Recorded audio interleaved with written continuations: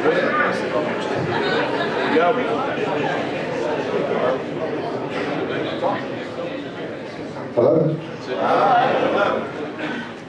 No. We've got to have a bit of sense of humour, otherwise we'll crack up. Having had a few weeks we've already had. Good evening, ladies and gentlemen, and thank you again for turning up in your numbers tonight. We were hoping it would be a meeting to discuss the statue and get that out of the way and everything else like that, but unfortunately events have changed somewhat, as you can understand, through the press and in the media, etc. And we're hoping tonight that we will bring you up to date with all what's happened through Martin, and we've got Bob and Steve here from the administrators who have kindly offered to come and ask and answer all your questions and also bring you an up-to-date of where we are. So first of all, can I have any apologies? I've already written that one. I can't pull that one. Well, Lombi. Mr. Lodi's working in his office, don't think. Okay. I'm now going to pass you over to Martin, and if you'll just listen to everything that he says. Can I just say, please, that before we are a supporters group, if you want to ask a question, will you please ask it properly, and the microphone will come round to you with your hand up and ask the questions properly and openly and honestly. If you start shouting them out and stuff, it'll only confuse things. We are proud of being the supporters club, and we're proud of having meetings like this, and we always have them in a proper and professional way. Thank you.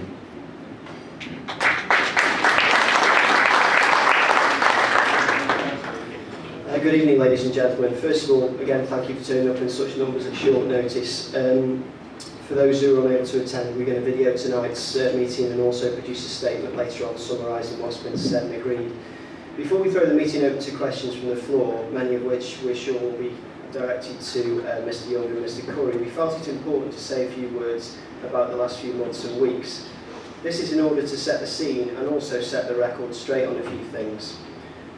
Let's not forget 10 months ago, Port Vale was under the control of a board of directors who had long since lost any mandate from fans to run the club. At that time, Starve 'em Out, Black and Gold, North London Valiants, various groups were embroiled in a bitter struggle to get rid of the Vale directors who many thought were self-serving. The Supporters Club got involved in that fight, and all together, all those groups and all the supporters managed to get rid of the previous board.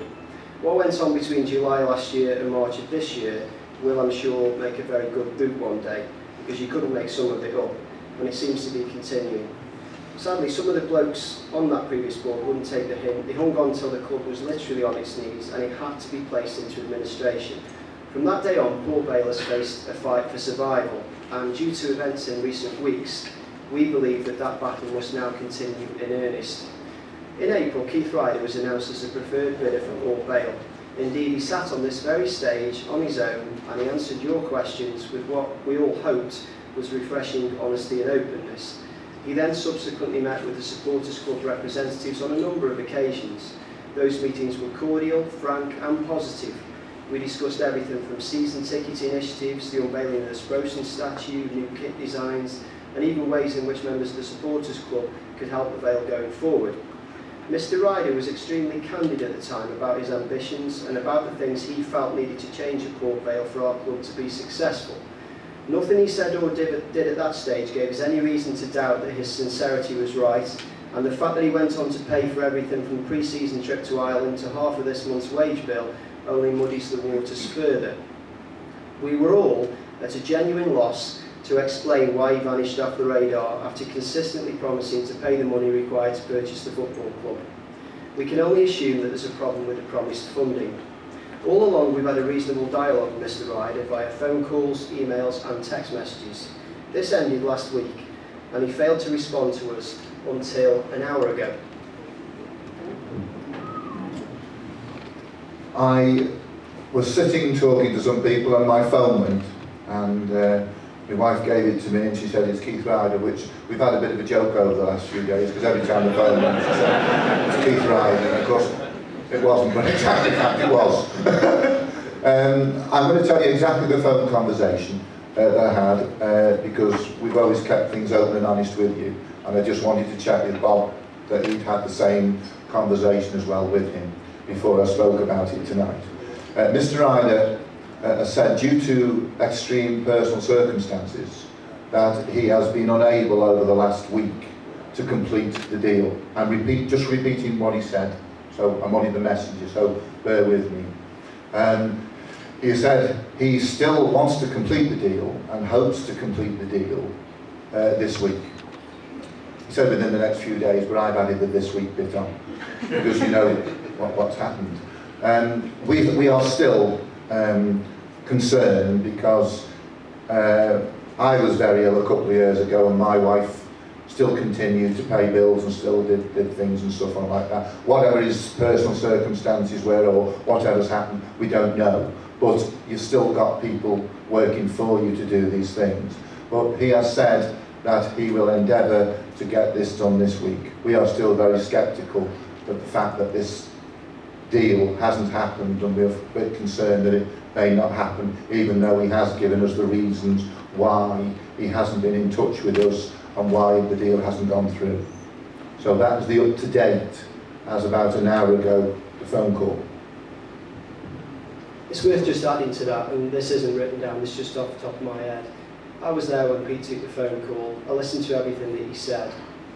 Whatever Keith Ryder's personal circumstances are, I think we as a committee are agreed that that shouldn't have stopped the deal going through, the transfer of funds. Something doesn't quite stack up. If Keith Ryder pays the money in the next couple of days, fantastic. If he doesn't, then we won't be surprised. I think we've heard too many excuses and too many false dawns in the last couple of weeks, so we're working on the basis that if it happens, great. If it doesn't, then we move on. Mr. Young will no doubt give you his take on the situation, because I believe he's had a similar phone call from Keith this evening. But the Supporters Club Committee gives you an undertaking that it will seek a proper explanation from Mr. Ryder, irrespective of whether or not he completes the purchase, because his actions in recent weeks have placed the football club in a very difficult position as it tries to plan for a new season. We don't have any kit, we don't have programmes and stuff like that. There's lots of stuff that needs to be done, as I'm sure you can imagine, which is one of the reasons we're here tonight. We're doing positive, practical things because we want to help the Vale. We'd just like to say a few words before we continue and throw the floor open to questions about the Supporters Club. We've got 1,600 plus members, and there's 7 people on the committee. There's Pete, there's Gary, there's Liz, there's Jeff and Sheila who are sitting somewhere, and there's Dave Ryder, and there's me. Now, most of us got involved in the Supporters Club by accident. We're all volunteers and we're doing our best because we love the Vale. It's as simple as that. There's no hidden agenda, we've got no vested interest, we are not busy mates with any of the prospective buyers. And contrary to various rumours, Gary isn't the new landlord of Tommy's, and Pete has not as yet run away to Ibiza with you on donations that we collected in buckets. I tried. The thing is, it's very easy to sit on the sidelines and sling mud. If anyone thinks they can do a better job than the Supporters Club Committee, then I can hand on heart say we're all prepared to stand down right now, tonight, tomorrow, whenever you want us to, for Takeover. We hope that you think we're doing the best that we can under difficult circumstances. Sometimes it does seem that we're damned if we do, we're damned if we don't. If we don't release statements, then we get condemned for not telling people things. If we do, then a small minority criticises us because these statements don't contain enough information. I think the point we'd like to go over tonight is this, and I hope Bob would echo this. Everyone needs to realise that the takeover of a football club is a very complicated and convoluted process. Lots of parties involved, demanding various levels of discretion and confidentiality.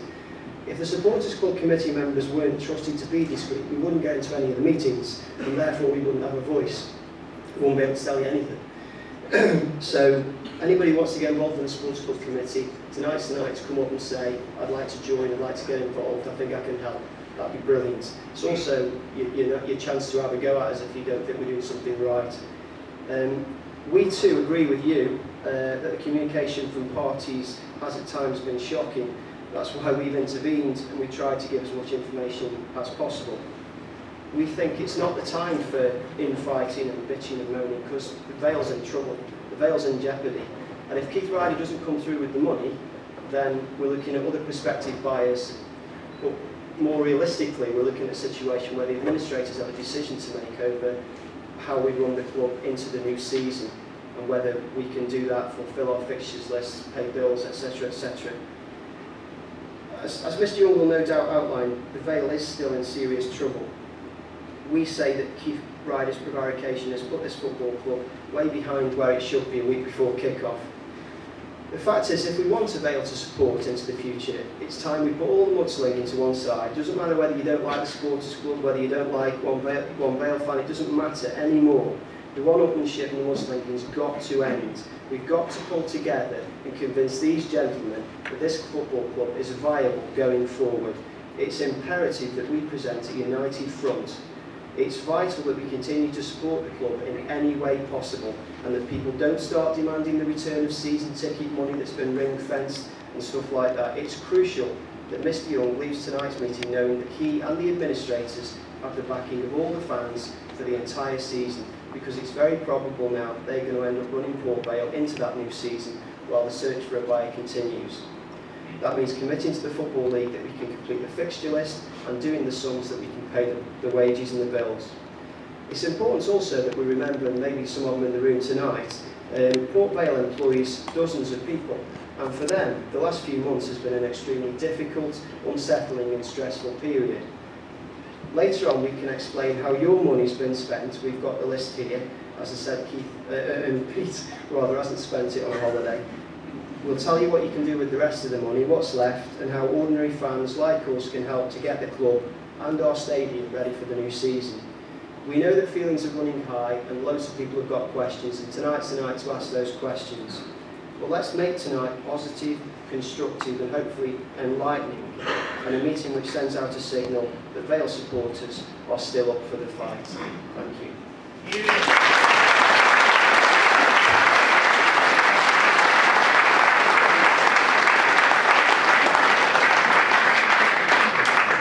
Right then, it's question time. And Mr. Young has to go first. do you want to go first? Yeah. George. Is this one working? Yeah. Yes. I think it'd probably be helpful and save a lot of questions if I just have 5 minutes to give a bit of background and explain where we are up to.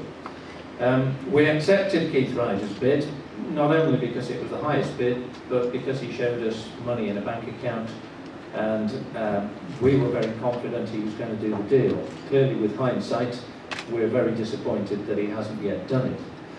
However, as Martin said, the signals have been very, very mixed. We made the point when he didn't complete by the 30th of June, and then we extended it to the 6th of July, and ever since the 6th of July we're going to be completing tomorrow, next week, and so on. And we have, frankly, lost a bit of faith, but Keith did restore some of that faith by paying for the pre-season trip to Ireland out of his own pocket, paying 1 or 2 other things. He also did contribute, because we said to him, look, because of your delay in completing, we only had funding to trade the club in administration until the 30th of June. We agreed to split the July payroll, and that's written into the contract we have with Keith.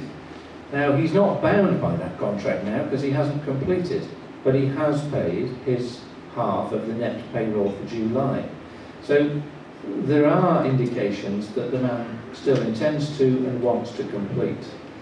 Having had a wall of silence for 4 days, he did also speak to me on the telephone this evening, and he has indicated, and he doesn't want to go into details because it's a family matter, that he has had a particular problem that has now delayed him completing.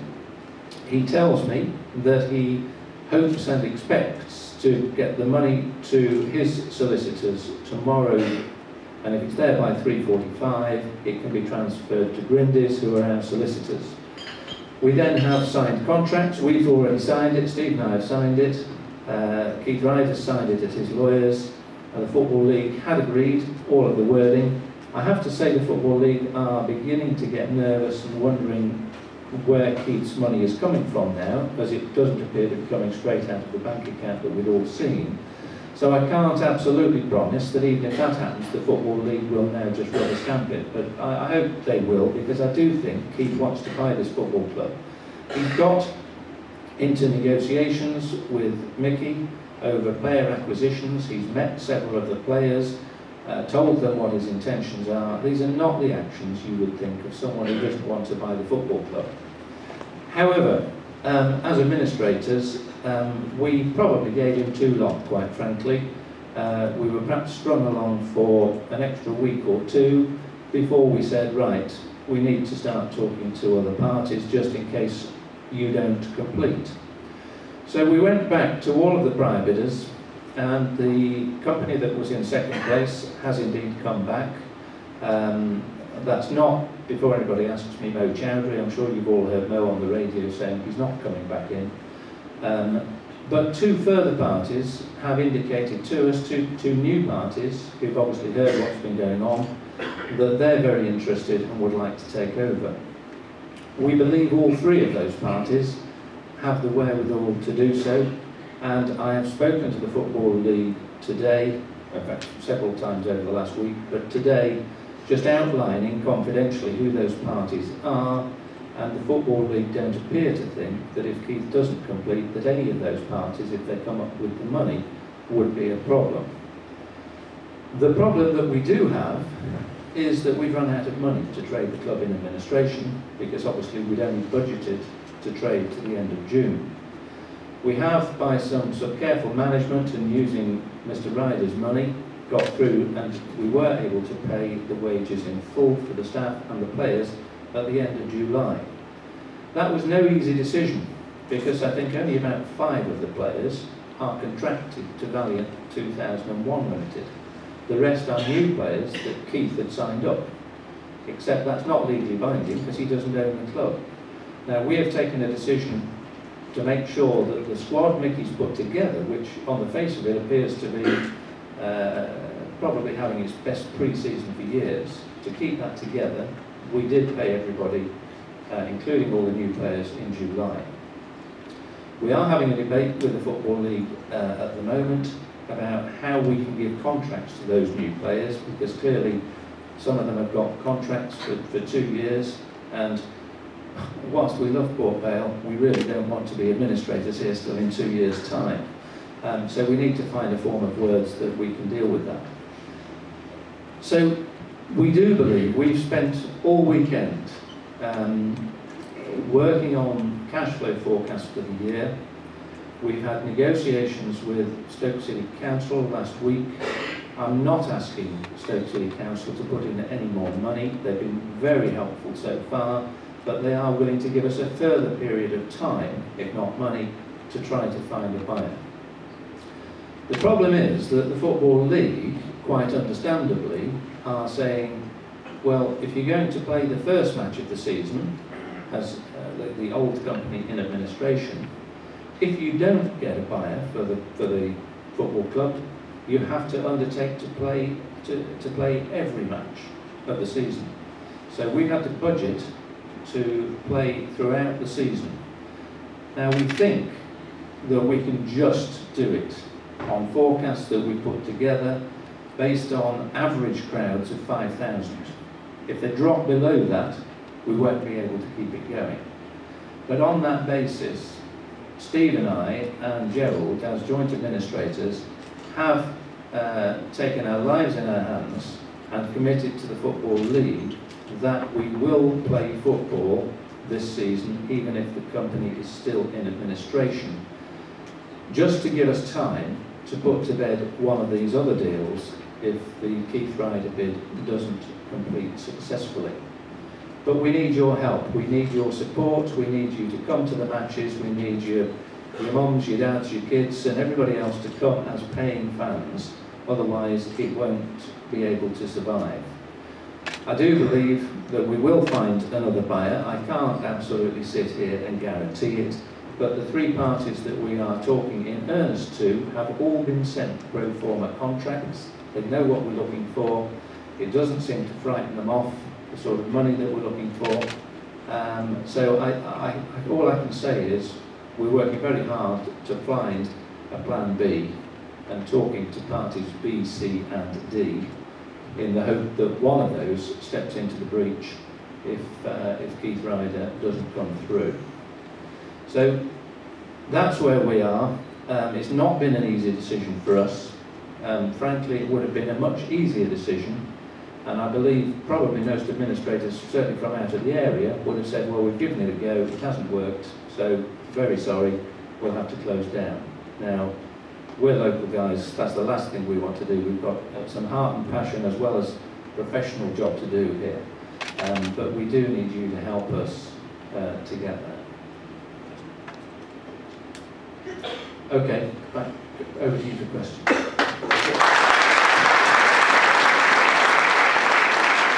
First question?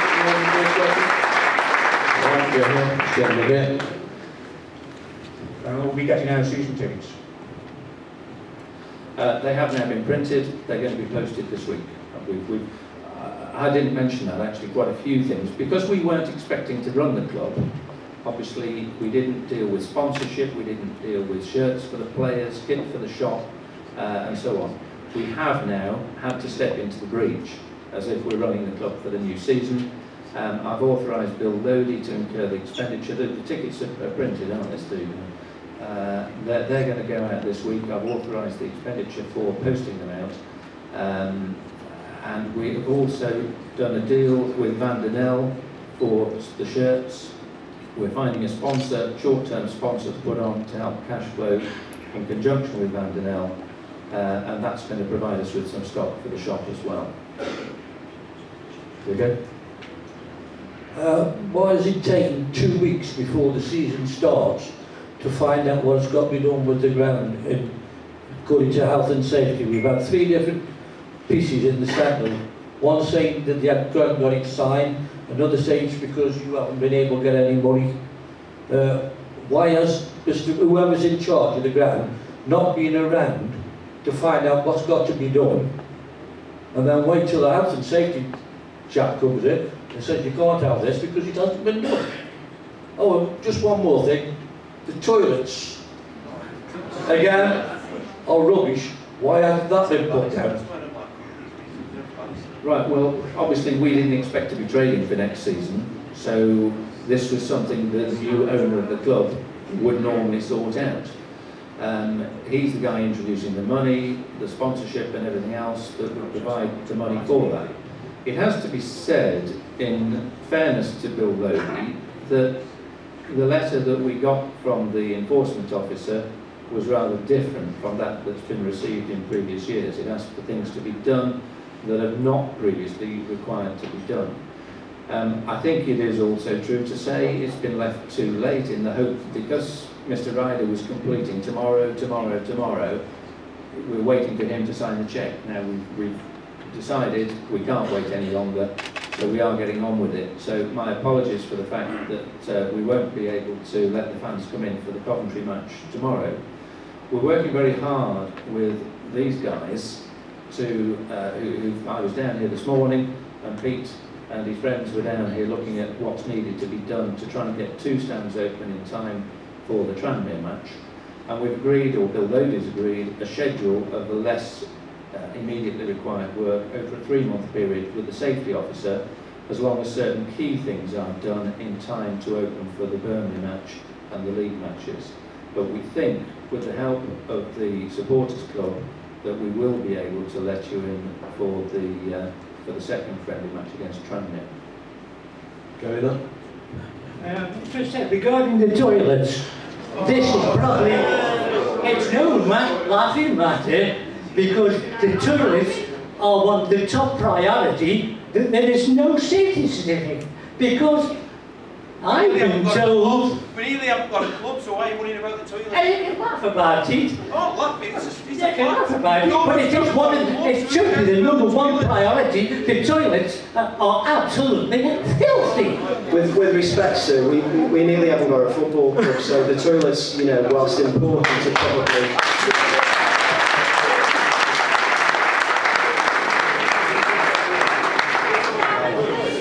Anyone else? Can I just say that the toilets are on the list to be dealt with, so they are on the list.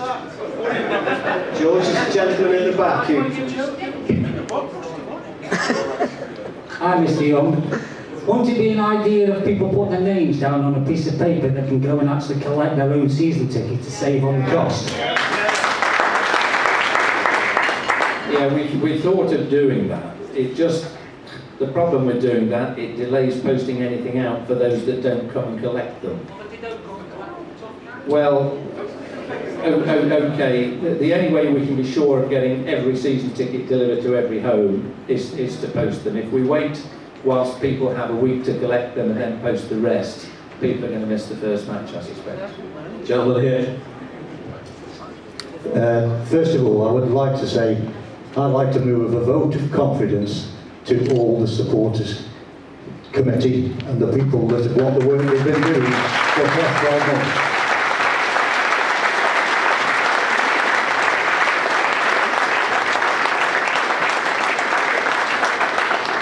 And just secondly, when you're talking about finance, obviously if you've done your homework, Mr. Young, you've probably answered my question, but you know, tonight people are drinking out of bottles, we haven't got any beer, and you haven't got, you know, you're going to need food for the matches, so consequently, you know, will the money be available? You've got to buy that stuff to sell it, so then that's money that's coming into the club, isn't it?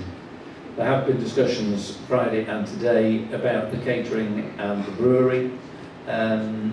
Those discussions are ongoing. There will be catering and bar services by the first match.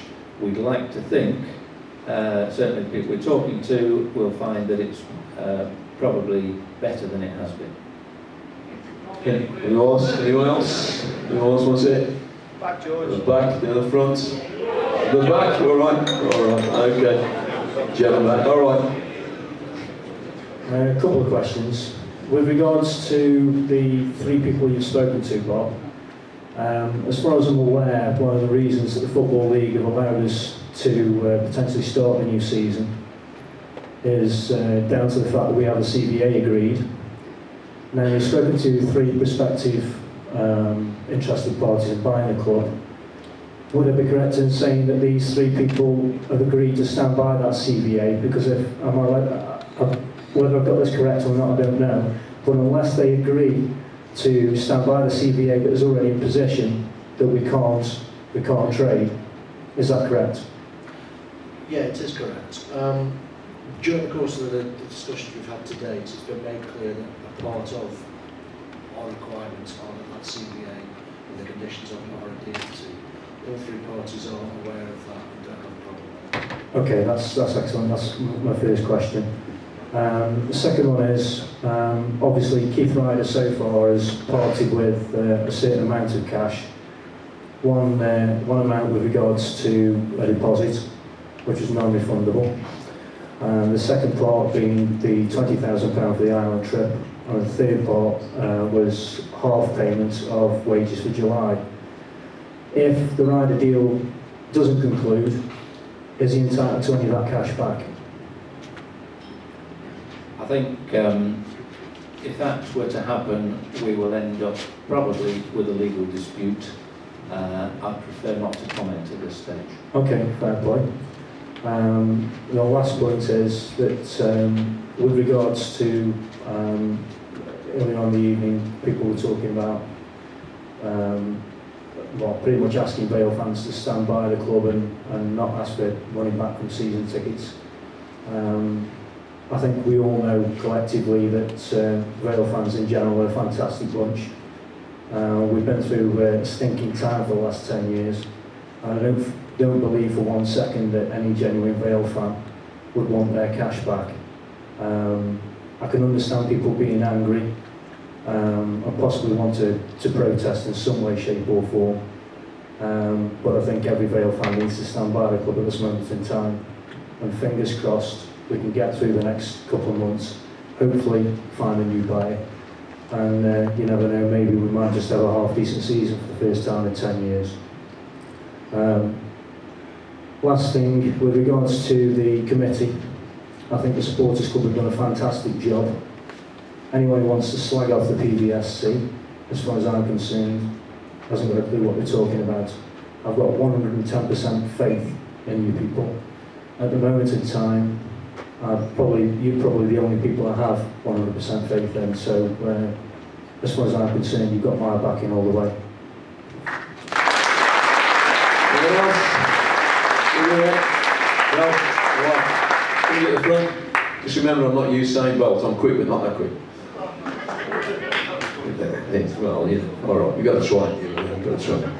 Somebody at the front who's gone. You chest. Still got in. Question for you, Bob. I don't know if you could be able to answer this or not, but was Keith Ryder involved with anybody else?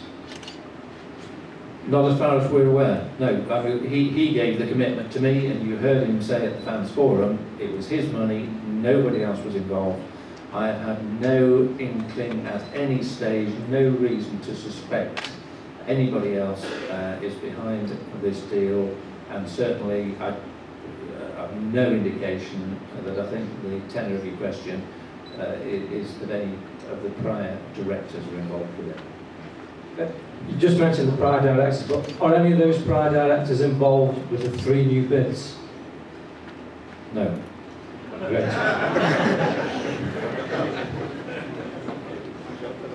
Bob, given that Mr. Ryder's struggled to get this money together for the eventual purchase, should he buy the club? Is he going to be the man to take us forward? And are you confident that we won't be back here in about 12 months' time? Right, thanks for that.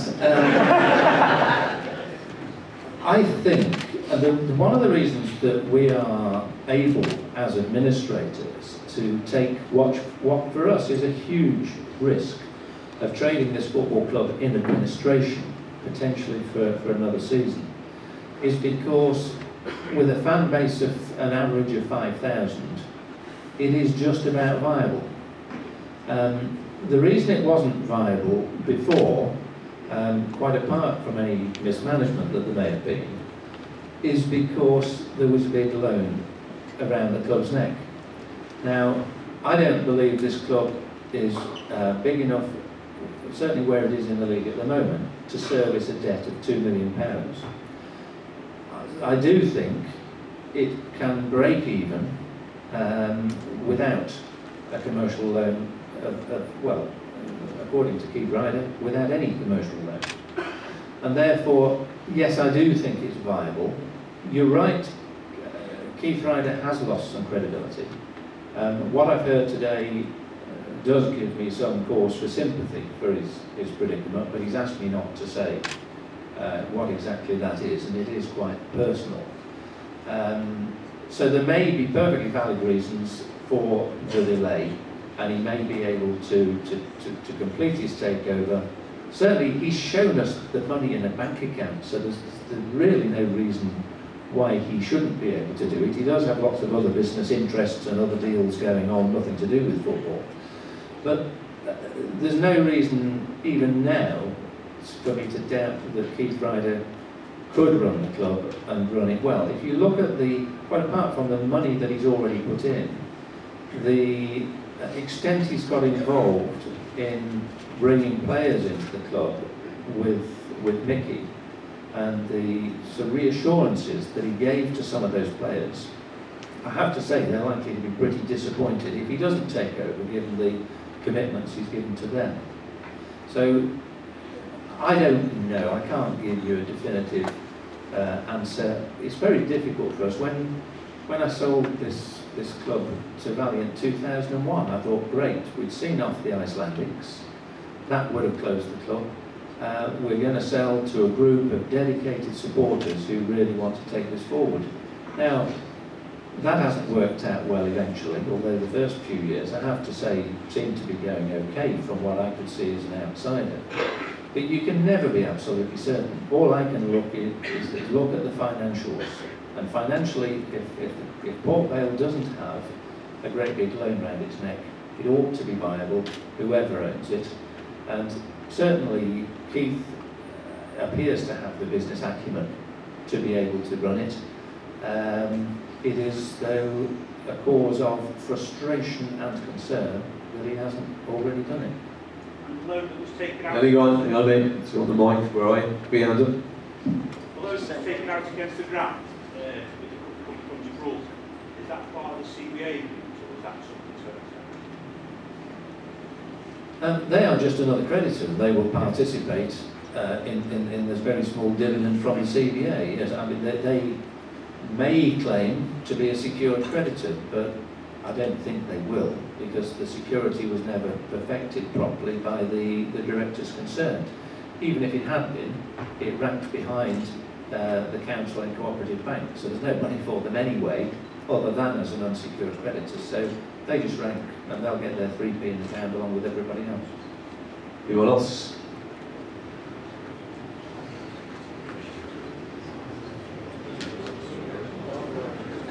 With the 2 or 3 other people you've got coming in for the club, how long is it going to take before one of them 3, if Mr. Rye doesn't put his money in, will be taking over the club?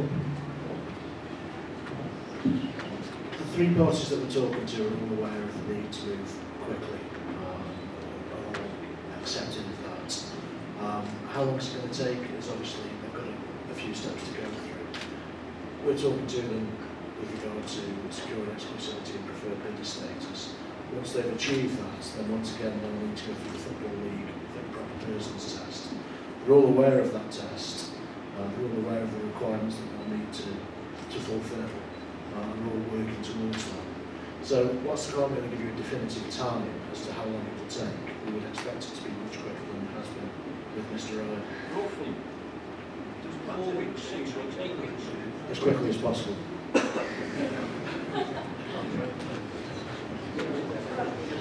Some of that is outside our control, because with a new party, you'll appreciate they've got to go through the Football League fit and proper person test. Now, that's outside our control. That's how quickly they get the information from the Football League, how quickly the Football League consider it, and then the date of the next Football League committee meeting after that to approve it. But we have stressed the urgency. We don't want to be sat here trading, and one of the reasons why we're looking at doing a limited sponsorship deal on the front of the shirts till October is so that hopefully there's, even if it's a different party altogether, a new owner in place by October, certainly for the televised match against Oxford.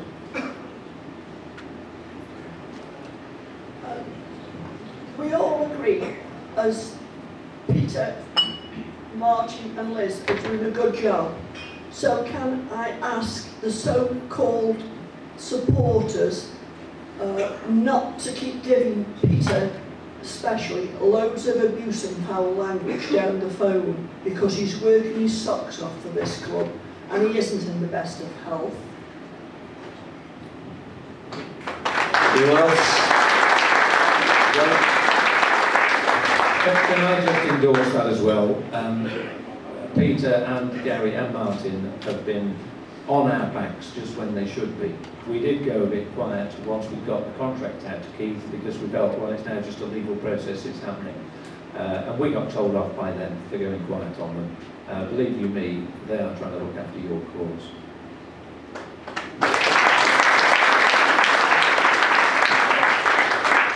You've come up with a figure of 5,000 attendances. Other clubs in the same league managed to get 1,500, 1,700, but still survive. Can you tell me how you come up with the figure of 5,000? It's based on the fact, well, part of it is what we need. I've said to you, that's what we need to break even, given the player payroll, the players that Mickey's brought in. But also, you know, last year we had an average gate of 4,800 and something, and that's taking into account all the boycotts and all the fuss there was, and a lot of people getting disillusioned and not turning up. I don't think 5,000 is unrealistic. If you look at the pre-season tour and just the sheer enthusiasm of the squad, if Mickey can keep that going, there's every reason to believe this is going to be the best season on the playing side for some time. That's one of the great ironies of this. Now, before Mickey left to go to Sheffield United, you were getting average fans of what, 6,500 a match? So I don't think it's totally unrealistic. I'll start answering the question then. Hello, mate. All right, let's not cross talk. I'll cross there in a minute. The season tickets that you've sold then, can you tell us how many you've sold if you need 5,000 average gate? We sold approximately 3,000 season tickets. Right. So there was also talk about the charge at the gates, you know, the admission charges. Can you tell us what they might be? Yeah, we've decided, you made your views pretty well known to us previously, and Keith Ryder agreed to charge less than we were going to charge, originally £1 less I think. We have decided, I've told Bill Lodi today and Julian Garforth, who we brought in as finance director to sort of fill the hole that unfortunately has been left in that role, that we will live with the day ticket prices that Keith Ryder was going to impose, which I think are 20, 15 and 10, with I think it's an extra £1 for Lawn Street. I haven't got the numbers in front of me, but we're going to charge not what we were originally intending to charge, but what Mr. Ryder had agreed to charge.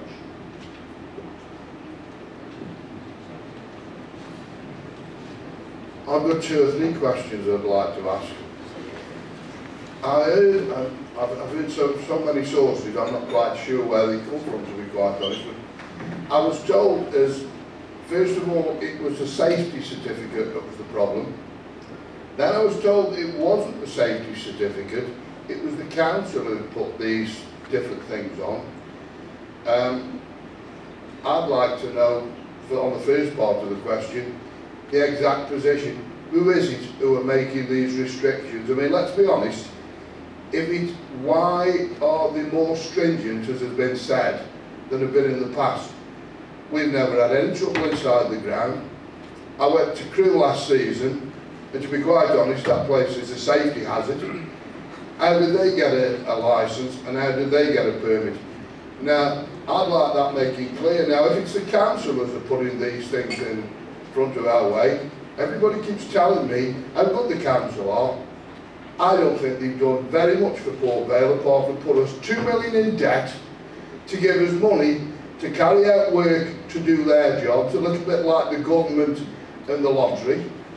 I don't think they've given us virtually anything, and if these new measures are down to the council, thank you very much, council, you're doing your best to close us down. The second part of the question is, I know it's been difficult for people to carry on running the club, but at the end of the day, the secretary has been there for a long, long time. He knows the ins and outs of the football club, or he should do, because if he doesn't, after all this length of time, what the hell's he doing in the job? To me, it's no good to hold your hands up and say, oh, it's a complete surprise, this, is all this going on. He knows the game, he's an old hand at the job. So to me, I don't think we can hide behind that excuse that these things have come along. The Keith Ryder thing is a separate issue. On that one, my own personal opinion is, everybody threw too many eggs in one basket, and look where he's got us. I personally, unfortunately, Mr. Ryder comes in tomorrow, won't trust him. I'll have this belief, you know, of the situation is, I'm a little bit too long in the tooth, and I know Port Vale too well. Nothing good seems to come to Port Vale. Whenever there's a new dawn, it seems to be throwing it down with rain 5 minutes later. And that's the way it is at Port Vale. Nobody gives us any free meals. And, you know, basically, that's what I want to know. And the final question, which is the biggie, if a new person doesn't come in and take over and it's still run by yourselves, are these players that we're hoping to sign, are we going to be able to sign them? And B, are you going to be willing to fulfil the contracts as they've been promised by the previous people? Because at the end of the day, if you're going to say, yes, we still want to sign you, but you're going to be 500 quid a week worse off, I think we won't see them for dust, and I think it's a very important thing. Right, well, I'll try and answer that backwards simply so I can remember some of the question. With regard to the player contracts, we are currently talking to the Football League how we deal with that. What we have said, I've already signed the contracts. They haven't gone to the Football League because the Football League sent them back because Keith Ryder signed them. Keith Ryder didn't own the company that was trading. I've signed them on the basis that if we have a deal to sell to somebody else, on the eve of that deal, those contracts will be released, which will enable us to do a full TUPE transfer to the new company. In other words, under the Employment Rights Act, the employees, those players who signed on those terms, the buyer will be committed to take them on those terms for the length of contract, the amounts they've been promised to be paid, the goal bonuses, the win bonuses and everything else. Meanwhile, we are going to keep them on, subject to the Football League agreeing the paperwork, on a sort of week by week or month by month basis, because we, the administrators, cannot incur a personal liability. If you imagine some of those players have got 2-year contracts they've been offered, we're taking a huge risk to trade for 1 season. If we haven't found a buyer by the end of this season, next season it will be closure. So I can't saddle myself, Steve and Becky's trainer with £1 million worth of future wage costs as a personal liability. No administrator ever does that. But what we have undertaken to do, and I've seen Mickey today and talked him through it this afternoon, we will make sure the players are paid everything that those contracts say they should be paid whilst we're administrators, and then we will pass the responsibilities under those contracts that have been agreed to the buyer. Note your comments with Keith Ryder. Nothing really I can add to that. That's your opinion, you're entitled to it. With regard to the health and safety issues, we did expect the new owner to pick the reins up on this. Obviously, because that hasn't happened, we've had to do it. I can only tell you that the letter that arrived from the council was rather more than has been received in previous years, and that's what I'm being told. We've checked it out with 1 or 2 other league clubs who say, yes, it is more difficult this year, but we're getting on with it with the help of the Supporters Club, and it's just a case of all hands to the pump and all brushes to the terraces to try and sort it out. Any more questions? Anyone else want to before? Hang on, right, just get on to you. That's the mic. You mentioned earlier that if a new person comes in, that it would just be a matter then of putting everything through, and it could be weeks and weeks and weeks. Did you not say last week that if you found somebody in there, this was at the same time that you said that you'd hope to get somebody within a week to sign up, that the Football League have agreed to call an emergency meeting to sort that out for us? That's the first question. And the second question is, whereas I do believe that you're now doing the right thing and running the club, is one of the problems that we're in now, because Begbie's trainer have not been at the club to run the club, just keep waiting for Mr. Ryder to come in. And you've really not done your jobs properly over the last month.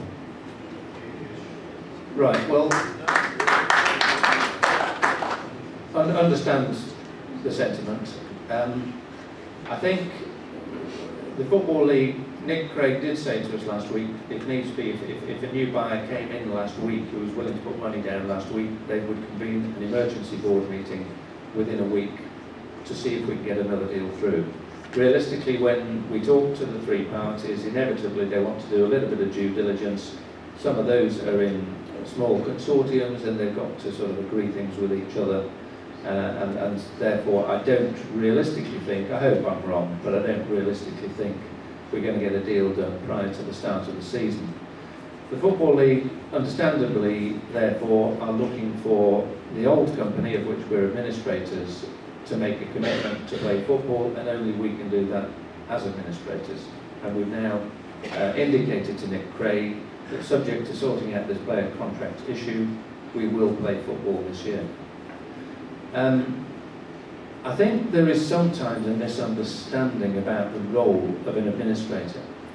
Steve and I are administrators of 300 and something companies.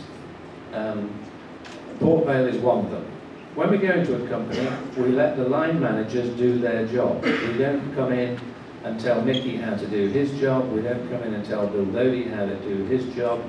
The only gap we had, obviously with poor old Roger dying this week, we knew we haven't had his services good as he was, and therefore we brought in a new temporary FD who depending who buys the club, may stay here longer term. Very good guy I've known for years, Julian Garforth, used to work with me at PricewaterhouseCoopers.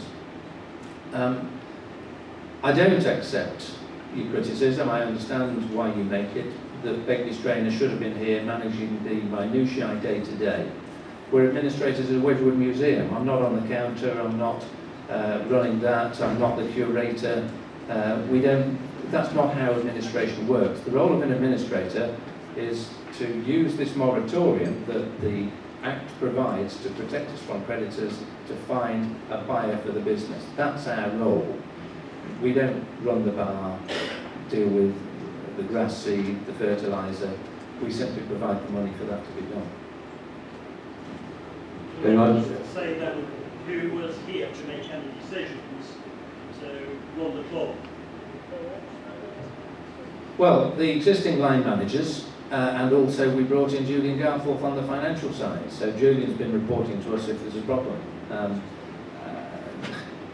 You know, it's very difficult for us to do more. I think there is a genuine misunderstanding of what administrators are meant to do. Gentleman here. Concerning we keep going back to Keith Ryder this, Keith Ryder that, Keith Ryder the other, when do you actually turn around and say to him, enough's enough, you've led enough people along the line, we need to either get something sorted now or you're gone. So who makes that decision and when do you make that decision?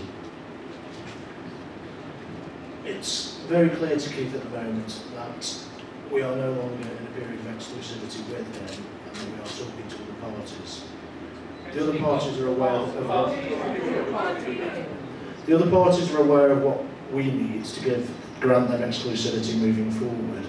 And at the point when that is agreed and accepted, we will be giving exclusivity to another party if Keith fails to complete on the deal. I don't think it would be very wise for us at this stage to tell Keith at the 11th hour, 11 and a half hour, when the contract with Keith is agreed, when the Football League or Normal agreed with Keith, and what we're waiting for is the funds to complete, which he's explained to us why he hasn't been able to do that. I don't think it would be very wise now to tell him that we weren't going to deal with him anymore. Anyone else? Looking to ask any questions to the stage? Anyone else? Or everyone happy and what you've heard so far? Front row, George, front row, mate. Hang on a minute. Eddie's up here, Eddie Jackson, he wants to have a quick word. Which not, sorry. Bob, can you just qualify for me then, taking the club forward without a new buyer, which company is actually owning the football club? Port Vale Valiant 2001, mate. So are shareholding still valid in that company? Shareholders, is this working?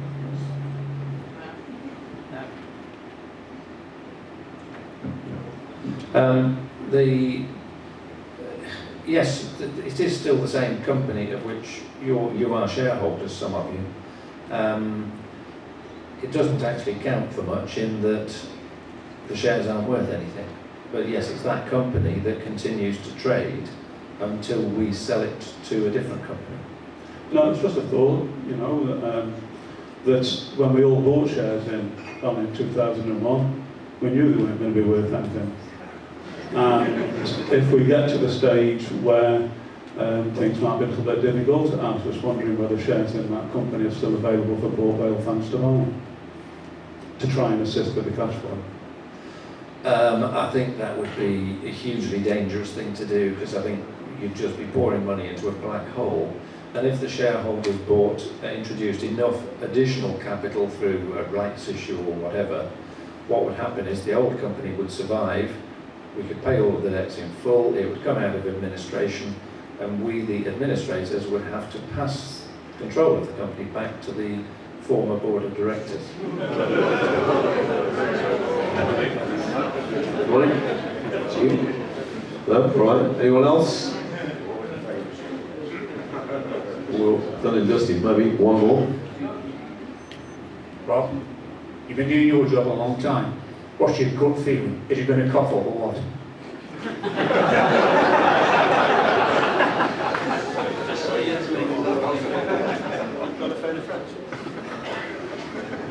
I haven't got a friend left. I genuinely don't know. You know, we've been having the jam tomorrow thing for too long now, and there may well be genuine reasons for it, but we can't rely on that. So you know, we are exploring alternatives. If it does come in, great. But I think Keith will have two hurdles, even if he does complete. One is he's going to have to satisfy the Football League that it really is his money, that there's no one else behind it. I think they're going to reopen all of that because he didn't just pay the cheque. And his second big hurdle is winning all of you back over. So it's not going to be that easy for him, I acknowledge that. Well, if Mr. Riley took over, have you got sponsorship deals lined up? Do you know? I don't know. I believe we have heard one or two road rumours. One of the problems with Keith is he keeps things very close to his chest. Right.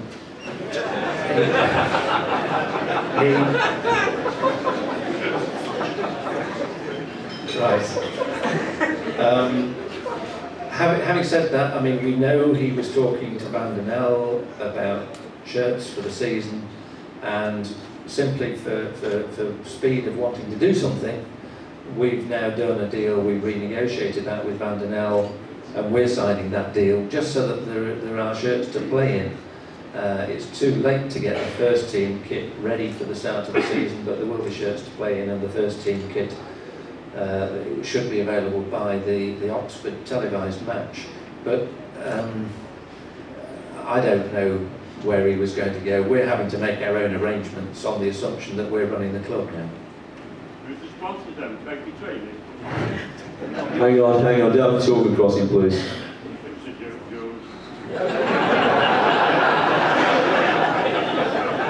Is there any progress with the Staffordshire Police from the old board of directors?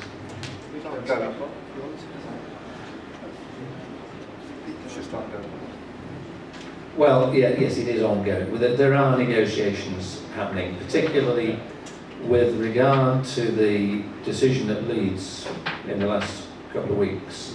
We are again. Oh right, okay, right. Sorry, got that wrong. I thought you meant the policing bills for the matches. With regard to the investigation into the conduct of the former directors, both criminal and civil, that is ongoing. I really don't want to say any more. Any further questions? Are we all happy with what we're hearing? No, not all happy. All right then, well, if you want to ask the question. Should Mr. Wright take over, would everybody still be behind?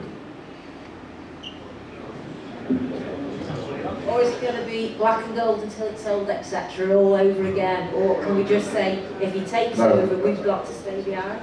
I think we've got to, as a supporter, I think we've got to work with him and get behind him. And I don't think anything else is going to be. We've got to show. Don't forget, at the end of the day, this guy's going to has put his money in, and going to put his money in. No one else has done it yet.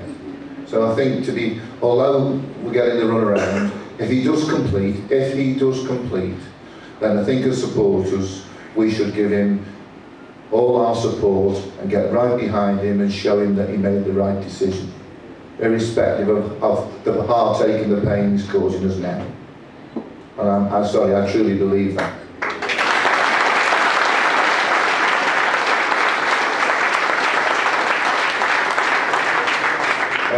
Just before Bob goes, because I do know Bob and Steve have got another appointment, that there are two sort of questions that I need to say. One is, over the past month, Bob, a lot of the people that have been phoning me, and I have had to sometimes go around to my daughters because the calls have been that phenomenal. But one of the calls have come in through is that the fact that they feel that the club isn't being run right. And I know you've explained the reasons why, but I just want to make it plain that the supporters have not got confidence in the company secretary or some of the staff to run the club. And I think that's got to be brought out to the minute. Having said that, if there's no alternative, then unfortunately, as a supporters club, we will be hounding Bob, not 12 hours a day, but 24 hours a day, to ensure that our club is run properly and right and properly how it should be run. So if Bob's his hands tied with regards to the company secretary or anybody else, we've got to bear with him, but we will make sure that the situation doesn't arise over the football matches being postponed and everything like that, because this is what it's all about, playing football, and I think that's what some people have forgotten about. All we want to do is go and sit out there and watch our game of football, and I think that's what we've got to remember. So that's number one. And number two, Bob, is we've been on and on and on about the statue, and it's getting to the point now where we want to put it up. If we give an undertaking to put the statue up, would you allow us to put it up in the name of the supporters club and keep ownership of it? Or do you need time to think about it? I know I've dropped it on you, but we're going round and round in circles, and we've got the statue ready, and we want to get it up, and we want to start a new era. Can it be possible for us to do it? If not, can you explain to me why not? I know I've dropped it in on you, nobody out there, and I don't think even the committee knows going to draw this, but I think it's time we had a bit of good news, and I think it's time we got it up, don't you folks? Yeah.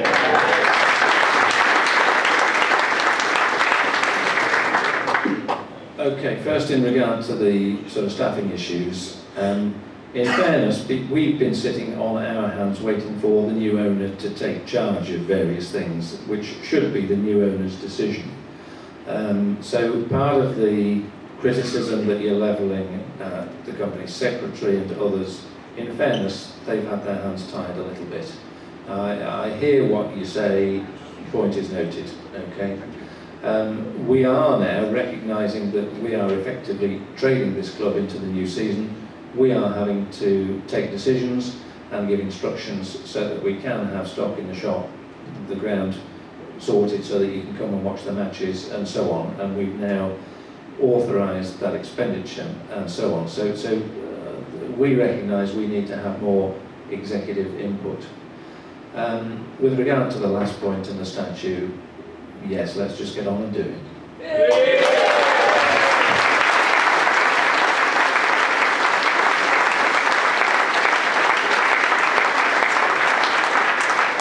I think now it's, I think Bob and Steve have got to go. I want to thank Bob and Steve on behalf of the supporters, first of all for coming, and first of all for giving us an open and honest reply to all your questions out there tonight.